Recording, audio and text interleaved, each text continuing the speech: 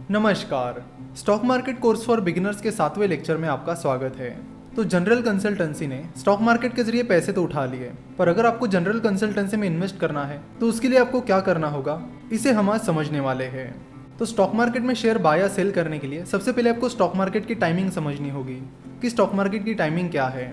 Stock market का जो normal trading session होता है वो सुबह 9:15 बजे से दोपहर के 3:30 बजे तक चलता है। यानी स्टॉक मार्केट के नॉर्मल ट्रेडिंग सेशन में आप सुबह 9:15 बजे से दोपहर के 3:30 बजे तक शेयर्स बाय और सेल कर सकते हो। स्टॉक मार्केट मंडे से लेकर फ्राइडे तक ही स्टॉक मार्केट टाइमिंग में खुला रहता है।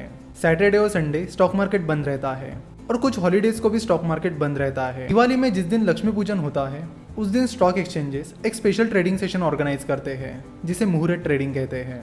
तो लक्ष्मी पूजन दिन की शाम स्टॉक मार्केट 1 से 1.5 घंटे के लिए खुल जाता है, जिसके बीच आप शेयर्स बाय या सेल कर सकते हो। वैसे मुहूर्त ट्रेडिंग की टाइमिंग स्टॉक एक्सचेंजेस लक्ष्मी पूजन के कुछ दिन पहले डिक्लेयर करते हैं। अब आपको स्टॉक मार्केट की टाइमिंग तो पता चल गई। अब बात करते हैं कि अगर आपको जनरल कंसल्टेंसी में इन्वेस्ट करना है तो वो आप कैसे कर पाओगे। तो उसके लिए सबसे पहले आपको ट्रेडिंग अकाउंट और डीमैट अकाउंट खोलना पड़ेगा। स्टॉक मार्केट में इन्वेस्ट करने के लिए ट्रेडिंग अकाउंट और डीमैट अकाउंट कंपलसरी होते हैं, उनके बिना आप स्टॉक मार्केट में इन्वेस्ट नहीं कर सकते। तो चलो देखते हैं कि ये ट्रेडिंग अकाउंट और डीमैट अकाउंट क्या होता है। बेसिकली हम जो शेयर्स बाय और सेल करते हैं उन्हें ट्रेडिंग अकाउंट के जरिए बाय और सेल किया जाता है और फिर वो जो बाय किए हुए शेयर्स हैं उन्हें डीमैट अकाउंट में रखा जाता है। चलो तो देखते हैं कि ये प्रोसेस कैसे काम करती है। सबसे पहले आपको अपने ट्रेडिंग अकाउंट को अपने बैंक अकाउंट से लिंक करना होता है। मान लीजिए कि आपको 10,000 रुपीज़ स्टॉक मार्केट में इन्वेस्ट करने हैं, तो पहले आपको 10,000 रुपीज़ अपने बैंक में से अपने ट्रेडिंग अकाउंट में ट्रांसफर करने होंगे। जैसे ही पैसे आपके ट्रेडिंग अकाउंट में आ जाएंगे आप उन पैसों से शेयर्स बाय और सेल कर सकते हो। तो जब आप उन पैसों से शेयर्स बाय कर लोगे तो वो शेयर्स आपके डीमैट अकाउंट में स्टोर हो जाएंगे। चलो तो यहाँ पर सेटलमेंट के बारे में भी समझते हैं।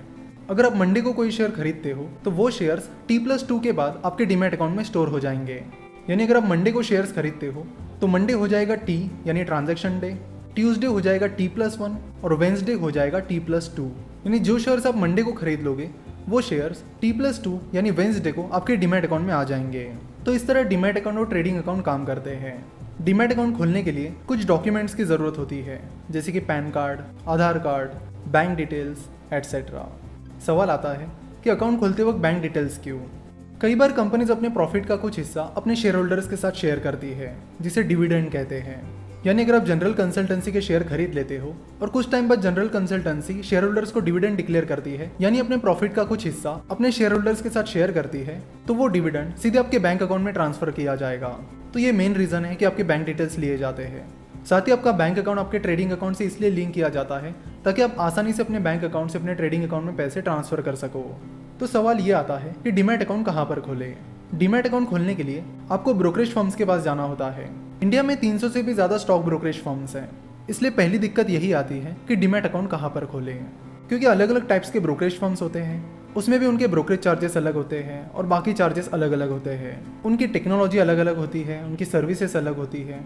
तो हर ब्रोकरेज फर्म्स के अपने अपने कुछ पॉजिटिव पॉइंट्स होते हैं तो कुछ नेगेटिव पॉइंट्स होते हैं, और आपको ऐसे ब्रोकरेज फर्म्स के पास अकाउंट ओपन करना होता है जहाँ पर आपकी रिक्वायरमेंट फुलफिल होती हो। इंडिया में मेनली 3 तरह के ब्रोकरेज फर्म्स होते हैं। एक होती है बैंक्स, दूसरी होती है फुल सर्विस ब्रोकरेज फर्म्स और तीसरे होते हैं डिस्काउंट ब्रोकरेज फर्म्स। बैंक्स के ब्रोकरेज चार्जेस बहुत ही ज़्यादा होते हैं, इसलिए हम उनके बारे में बात नहीं करेंगे। बात रही फुल सर्विस ब्रोकरेज फर्म्स की और डिस्काउंट ब्रोकरेज फर्म की। तो फुल सर्विस ब्रोकरेज फर्म आपके लिए एक स्पेशल रिलेशनशिप मैनेजर अपॉइंट करके देते हैं और आपको स्टॉक मार्केट की टिप्स भी प्रोवाइड करते हैं, जो कि वैसे आपको फॉलो नहीं करनी चाहिए। क्यों फॉलो नहीं करनी चाहिए इसके बारे में हम आगे कभी बात करने वाले हैं। तो फुल सर्विस ब्रोकरेज फर्म्स का मेन फायदा ये होता है कि वो आपके लिए एक रिलेशनशिप मैनेजर अपॉइंट करके देते हैं, सो दैट अगर कभी आपको दिक्कत होती है तो आप तुरंत उन्हें कांटेक्ट करके अपने इश्यूज सॉल्व कर सकते हो। उनके लगभग हर सिटीज़ में ऑफिसेज भी होते हैं। तो रिलेशनशिप मैनेजर प्रोवाइड करने की वजह से और हर सिटी में ऑफिसेज रहने की वजह से उनके खर्चे बढ़ जाते हैं, जिसे कवर करने के लिए वो आपसे ज़्यादा ब्रोकरेज चार्जेस चार्ज करते हैं। वहीं दूसरी तरफ डिस्काउंट ब्रोकरेज फर्म्स होते हैं।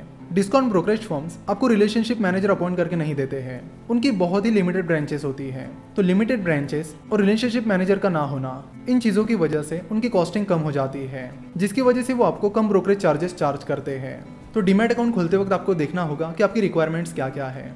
तो यहाँ पर 2-3 चीज़ें बहुत इंपॉर्टेंट होती है, जैसे कि टेक्नोलॉजी, यानी उस ब्रोकरेज फर्म का ऐप कैसा है। दूसरी चीज़, वो ब्रोकरेज फर्म ट्रस्टवर्दी है या नहीं। तीसरी चीज़, उस ब्रोकरेज फर्म के ब्रोकरेज चार्जेस आपके लिए अफोर्डेबल है या नहीं। और चौथी चीज़, अच्छी सर्विस। तो ये सारी चीज़ें हैं जिन्हें आपको चेक करना होगा। अगर आप पूछते हो कि कहाँ पर अपना डीमैट अकाउंट खोले, तो हमारा जवाब ये रहेगा कि ऐसा कोई भी ब्रोकरेज फर्म नहीं है कि जो सबके लिए सूट करता हो।